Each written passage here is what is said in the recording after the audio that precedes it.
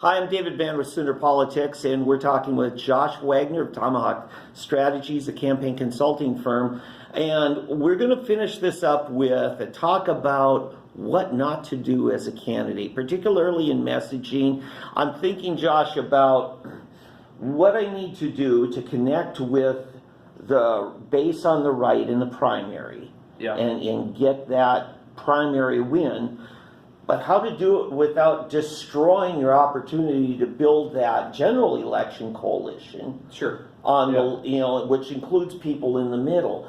Talk to that and tell us broadly what not to do as a candidate or as a campaign in your messaging. Sure. So don't ever say anything that you can't say in the general election. So that's a good start. Obviously, Oklahoma politics has become quite a rat race in the primary of just getting in front of, I'm not an establishment. I'm not somebody who is wishy-washy, closet Democrat. I am a true conservative. So that can make it a little more challenging. But the goal is you want to be able to say things that you can apply to both audiences. Obviously, you're not going to position yourself to independents and to soft Democrats that, you are, card-carrying NRA member that's wanting to, bring the Bible in schools, but you're obviously wanting to connect with them and let them know, we're the same on these issues, and we want to bring everything under one roof. So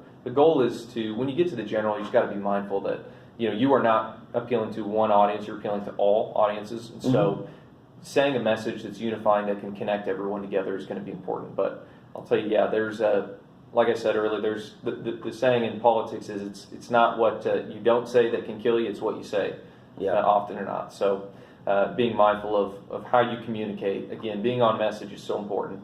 And so going into the cycle like that. But one story I did want to say about Trump that we talked about off air here was just a little bit of the genius of Steve Bannon way back in the day when he was still as the chairman of the race, and they were going into the final weeks of the primary.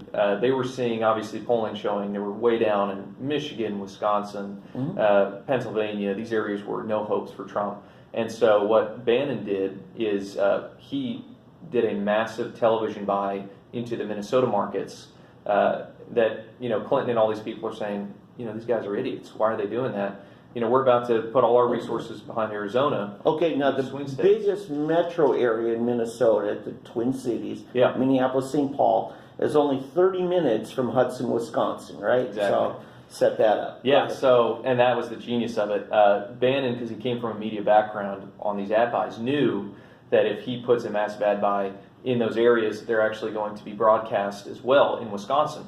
Yes. And so what he did was he did a massive television buy in Wisconsin, and Clinton and them had no idea until it was too late, and all of a sudden Wisconsin had flipped. Okay, so he cloaked part of his Wisconsin campaign by actually spending it in Minnesota. Yeah, Clinton didn't even show up to Wisconsin, just to show you how not afraid of Trump she was there. And little do you know, Bannon had a massive role in that. So that's one thing that was a pretty incredible story to see, from an electoral college perspective, Trump be able to sneak that one in. So anyway. All right. So candidates should be careful what their social media looks like, who has access to post on their social media, what civic groups not only they are involved in but have been involved in.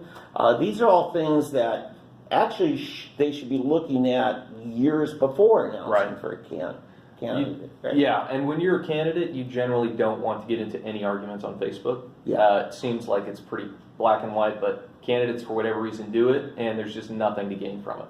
There's only opportunities for someone to use that against them. All right. A few. Then let's finish with this. What do you think of Trump having unfettered access to his Twitter account? Oh, that actually is working out quite well for him. The media is insane. Okay. Okay, but there are a lot of Trump wannabes. Trump makes it look easy, doesn't he? He does, and there's almost 90% of everything he says that no other candidate could say. But it's the ability to say, look, I'm just being honest with you. I'm going to say whatever comes to mind, and I'm going to be true. And people really want transparency. And you saw it with Trump, where everyone said after every single debate, and after every controversy that came out, like, he's done. And yet his numbers kept climbing. Yeah. Okay, so you want to be careful in your messaging. You want to be careful what you're doing in the primary and how it might not just harm you as a candidate in general, but your whole party now has invested in you. You are their nominee. So you have that responsibility, don't you, to that party brand. Absolutely. Once you become their nominee. Yeah, and I think the candidates generally feel that weight on their shoulders. And you're speaking for, the entire party there. I think if you look at Mitt Romney, man, that guy really, in the presidential debates, could not keep it with he's dug some holes for himself. Yeah. Okay, tell me then what you see as the right role of a campaign consulting firm versus a party brand. Yeah. And how should they be working together? They should be working together. I think it's important for them to work together because I think on the consulting side, like I said, it's, the industry has a really bad rap, and that's something that we created this firm to, to show our cards. This is how much should be going to direct voter contact. This is what the budget looks like. This is how much, you're putting out. But the whole goal is, you want to be able to work together with the party to be able to vet these people, because it's important, again, that the consulting firm, the responsibility is on them not to take candidates that are bad for the party and bad for the GOP. Gotcha. At the end of the day, you want candidates who are in there writing laws that protect liberty, which is the intention of government, not to. So for you, as a campaign consultant, your connection and cooperation with, for instance, a county party chairman. Yeah. So here's an example. So you may have a candidate that is perfect for the office, but they don't have any money to put into their race, and they're not able to raise any funds. So it doesn't matter how good they are, if they don't have the resources to be able to get their name out there, then there's not a really good viable chance that they're going to make it. And that's a tough, it's a tough reality that we live in, that you see good candidates that aren't being brought forward, and you're seeing candidates who are so that end up making it. It's a matter of resources a lot of times that you just can't, run on air and steam. You got to have some type of resources to get your message out there. Okay, but then you got the Logan Phillips phenomena. And, Logan, and for our listeners, Logan Phillips spent zero money and took on the GOP. Well, actually, he ran the GOP, went to a runoff. He spent zero money in the primary and the runoff, won both. And then in the general election, he took on the Democrat leader of the House and defeated him.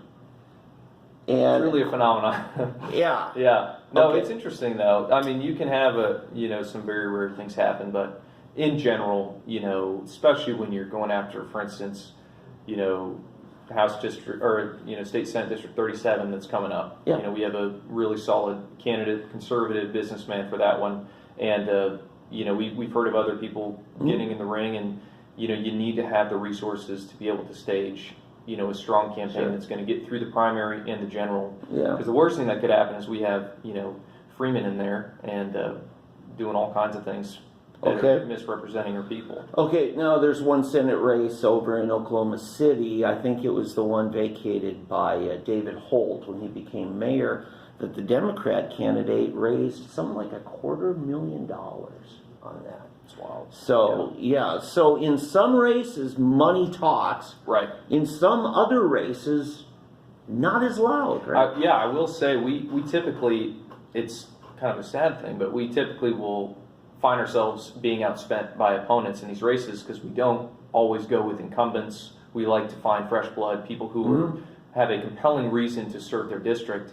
And because of that, we are able to allocate resources more efficiently, in ways that will give them the fighting edge. Including getting the grassroots involved, Absolutely. right? Because for every volunteer that you didn't have to pay a staffer for, Right. but a volunteer said, let me do that. Yeah. You've just freed up more money for ad buys, mailings, things like that, right? Yeah. So it's a matter of finding that sweet spot. Right? Yeah, and that's the intention even of government, is for citizen legislators to be held accountable by their peers. Yeah. And that starts the day one of the campaign.